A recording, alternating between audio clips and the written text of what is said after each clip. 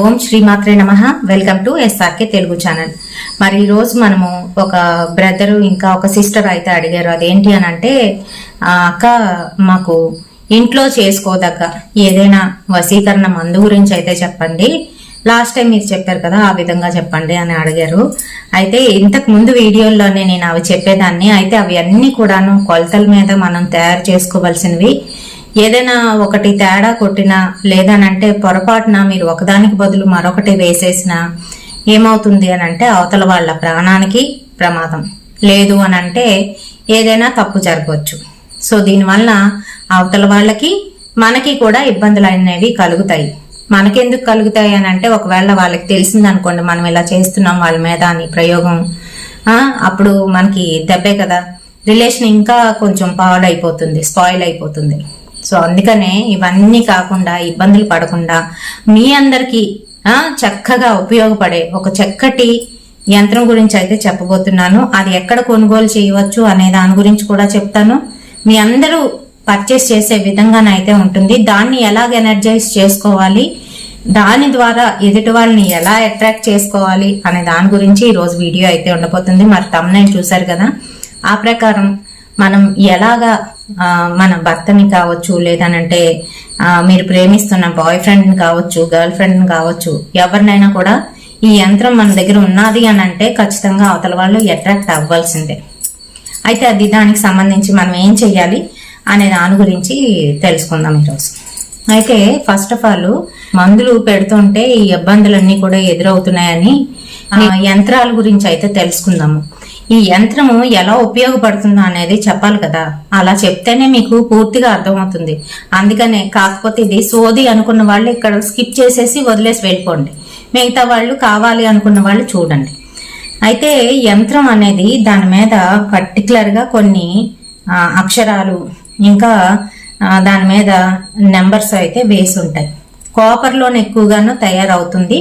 కొన్ని ఏంటంటే బ్రాసు, కోపరు కలిపి ఉంటాయి, కొన్ని పంచలోహాలతో తయారు చేయబడి ఉంటాయి.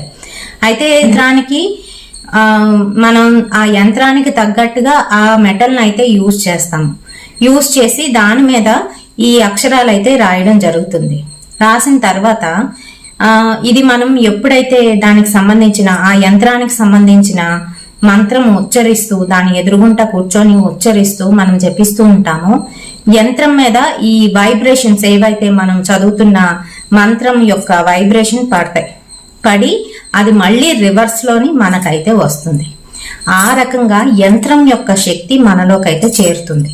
ఇది ప్రతి ఒక్కరికి కూడా తెలియదండి. చెప్తేనేమో వినరు, ఫుల్ గా వీడియోనైతే చూడరు, ఏదో సోది సొల్లు అనుకుంటారు, అంతేగాని పూర్తిగాను వీడియోలు చూడరు. సగం సగం చూసేసి హాఫ్ నాలెడ్జ్ తోని వెళ్ళిపోతూ ఉంటారు. దయచేసి వీడియోని ఫుల్ గానైతే చూడండి. అయితే ఇలా యంత్రం ద్వారా మనకి దాని యొక్క పవర్ అనేది వస్తుంది. ఇలా మనం చాంట్ చేస్తూ ప్రతిరోజు కూడాను మనం ఆ మంత్రాన్ని ఉచ్చరిస్తూ దాన్ని ఎనర్జైజ్ చేయాలి. వన్స్ ఎనర్జైజ్ అయిపోయిన తర్వాత అది స్ట్రాంగ్ అయిపోతుంది, మనం కూడా స్ట్రాంగ్ అవుతాం. ఈ యంత్రం ఏదైతే ఉంటుందో అది మనతో పాటు ఉండాలి. పర్స్లో కావచ్చు, లేదంటే మనం హ్యాండ్ బ్యాగ్ పెట్టుకుంటాం కదా, హ్యాండ్ బ్యాగ్ లో కావచ్చు, లేదంటే మన వంటికి తగిలినట్టుగా కూడా మనం వీటిని చేసి వేసుకోవచ్చు. అంటే ఇప్పుడు చిన్న యంత్రం ఉందనుకోండి, చిన్న రేకు మీద రాయించారు అనుకోండి, ఇది వెండి రేకు మీదో లేదంటే ఈ రాగి రేకు మీదో రాయించారు అనుకోండి, వాటిని చక్కగా ఏంటనంటే కాగితంలాగా ఫోల్డ్ చేసేస్తారు వాళ్ళు. ఫోల్డ్ చేసేసి ఫలానా ప్రత్యేకమైన రోజు అని ఉంటుంది, ఆ రోజునే ఆ యంత్రాన్ని ఆ తాయెత్తులో పెట్టి క్లోజ్ చేసేస్తారు. బొట్టు అది పెట్టేసి లోపలికి పెట్టేసి క్లోజ్ అయితే చేసేస్తారు. మనకి తాయెత్తులు కూడాను తయారు చేసినవి దొరుకుతూ ఉంటాయి, డబ్బాలు, ఖాళీ డబ్బాలు అయితే దొరుకుతూ ఉంటాయి.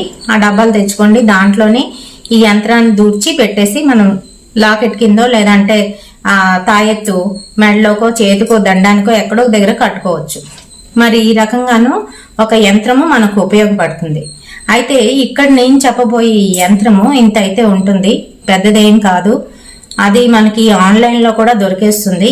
ఆన్లైన్ లో దొరికినప్పుడు ఏంటి అని అంటే, మనం అవి ఎనర్జైజ్ చేసినవి అంటే ఆల్రెడీ ఆ యంత్రాలకి పూజ చేసినవి అమ్ముతున్నామని వాళ్ళు చెప్పినప్పటికీ కూడాను మన మటుకు మనం చేసుకున్నట్లయితే, నేను ఇందాక చెప్పిన ప్రక్రియ ద్వారా ఎలా అంటే యంత్రాన్ని తూర్పుకి పెట్టి మనం తూర్పుకి ఎదురుగా గాని లేదంటే ఉత్తరానికి ఎదురుగా గాని కూర్చొని ఆ యంత్రాన్ని పెట్టుకొని ఈ పూజ అయితే చెయ్యాలి. యక్షిణి యంత్రం ఇది, యక్షిణి యంత్రము. నేను కిందన లింక్ కూడా, ప్రొడక్ట్ ట్యాగ్ కూడా చేస్తున్నాను. దాని మీద క్లిక్ చేస్తే మీరు డైరెక్ట్ గాను ఆన్లైన్ షాపింగ్ లోకి వెళ్ళిపోతారు. ఆ యక్షిణి యంత్రం దగ్గరికి అయితే వెళ్తారు. ఇది ఎంత కాదు, 500 చిల్లర ఎంతో ఉంది, 590 ఎంతో ఉంది, ఎక్కువ కూడా కాదు.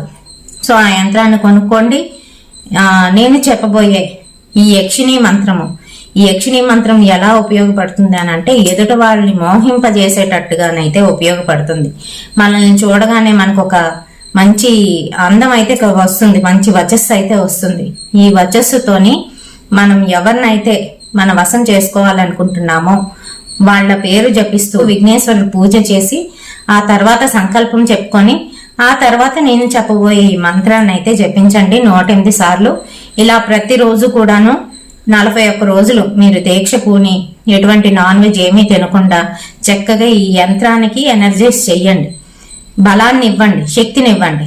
ఎప్పుడైతే ఆ యంత్రాన్ని చదివి మీరు పూజ చేస్తారో అది శక్తిని పుంజుకుంటుంది.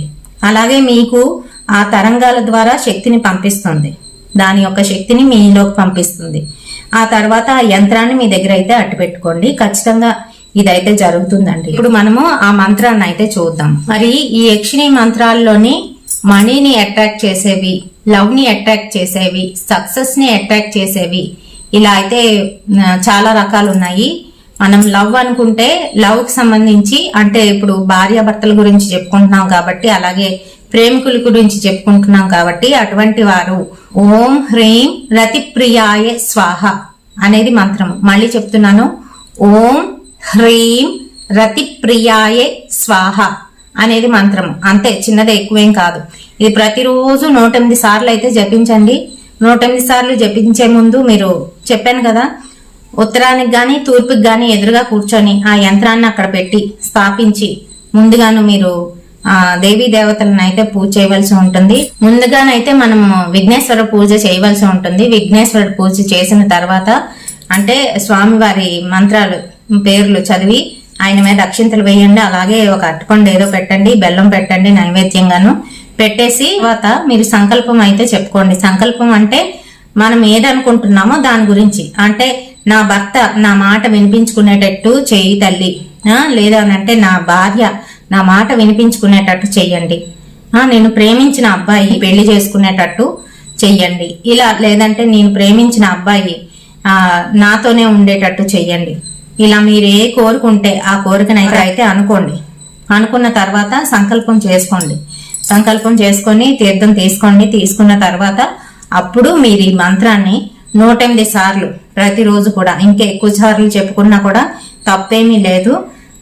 ఇలా 41 రోజులు చేస్తున్నప్పుడు దీక్షా కాలంలోనే దీక్షకి నియమాలు ఉంటాయి, ప్రతి దీక్షకు కూడాను. అలానే మీరు ఎక్కువ మాట్లాడకూడదు, ఎక్కువ ఎవరితో కూడా నాన్ సెన్స్ మాట్లాడకూడదు. మనం మాట్లాడేటప్పుడు చాలా ఎనర్జీ అనేది పోతుంది, ఊర్జ బయటికి వెళ్ళిపోతుంది. ఎప్పుడైతే అలాగా వెళ్ళిపోతుందో నా ఓరా అనేది వీక్ అయిపోతుంది అనమాట. అందుకనే మాటలు తగ్గించుకొని చేతలు ఎక్కువగా చేయమంటారు పెద్దవాళ్ళు. అలానే ఇక్కడ మీరు దీక్షలో ఉండేటప్పుడు మాటలు తగ్గించాలి. ఎటువంటి పిచ్చి ఆలోచనలు అయితే బుర్రలోకి రానివ్వకూడదు. కేవలం మీ సంకల్పమే మీకు గుర్తు వస్తూ ఉండాలి. అంతేకాకుండా ఆ 41 రోజులు కూడాను దీక్షా కాలంలోని బ్రహ్మచర్యం అయితే పాటించాలి తప్పనిసరిగాను. నాన్ వెజ్ జోలికి అయితే వెళ్ళకూడదు. మరి ఇక్కడ యంత్రం గురించి మనం పూజ చేస్తున్నాం కదా, యంత్రానికి నాన్ వెజ్ జోలికి అయితే వెళ్ళడానికి వీల్లేదు. దయచేసి ఇవన్నీ కూడా పాటించగలము, ఇవన్నీ చేస్తాము అనుకుంటేనే మీరు స్టార్ట్ చెయ్యండి, లేకపోతే స్టార్ట్ చేయొద్దు. మధ్యలో వదిలేసి ఆ తర్వాత జరగలేదు అని మటుకు అనుకోకండి. మధ్యలో వదిలేస్తే పోతుంది, అంతా పోతుంది, ఇంకేమీ ఉండదు. ఫస్ట్ ఎప్పుడైనా మొదలు పెట్టేటప్పుడు ఖచ్చితంగా నేను ఇది కంప్లీట్ చేస్తాను అనే సంకల్ప బలంతోనే మీరు స్టార్ట్ చేసుకోవాలి. స్టార్ట్ చేసినప్పుడు మరి విఘ్నేశ్వరుడు పూజ చేసిందే అందుకు మనం ఖచ్చితంగా చెయ్యాలి అని చేసుకొని అంతా అయిపోయిన తర్వాత మీరు చక్కగాను ఆ యంత్రాన్ని తీసుకొని మీ పర్సులో గాని మీ హ్యాండ్ బ్యాగ్ లో గాని పెట్టుకోండి. పెట్టుకొని మీరు ప్రతిరోజు ఈ మంత్రాన్ని మనసులోనైతే అనుకుంటూ ఉండండి. ఏం ప్రాబ్లం లేదు. ఇలా అనుకుంటూ ఉంటే ఖచ్చితంగా అది ఎనర్జైజ్ అయ్యింది కదా కంప్లీట్ గాను. మీరు ప్రతిరోజు పూజ చేయడం వల్ల అది మీకు పనిచేస్తుంది. పూజ సమయం కూడా ఏంటి అని అంటే ఉదయం చేయగలిగితే ఉదయం చక్కగాను శుద్ధి అయ్యి స్నానం అది చేసేసుకొని పూజ చేసుకోండి. లేదు అప్పుడు చేయలేము అనుకున్న వాళ్ళు ఈవినింగ్ 6 ఆ టైంకి స్టార్ట్ చేసి పూజ చేసుకోండి. ప్రతిరోజు ఎక్కడ కూర్చున్నారో అక్కడే కూర్చొని అదే ఆసనం మీద పూజ అయితే చేసుకోవాలి. ఒక నిర్దిష్టమైన కాలము ఒక నిర్దిష్టమైన సమయంలోనే మీరు చేసుకోవాలి, ప్రశాంతమైన మనసుతోని. అంతేగాని పిచ్చి పిచ్చి ఆలోచనలతోని ఇంకా ఏదో ఎవరో ఎక్కడో ఏదో అయిపోతూ ఉంటుంది, ఆ ఆలోచన మీ బుర్రలోకి వస్తుంది. అలా రాకూడదు. అలా రాకుండా చక్కగా చేసుకుంటే ఇది ఖచ్చితంగానైతే అవుతుంది. మరి ఈ వీడియో మీ అందరికీ కూడా ఉపయోగపడుతుందని అనుకుంటున్నాను. వీడియో నచ్చితే తప్పకుండా ఒక లైక్ అయితే వేయండి. వీడియోతోని మళ్ళీ మీ ముందుకు అయితే వచ్చేస్తాను. అంతవరకు స్వస్తి.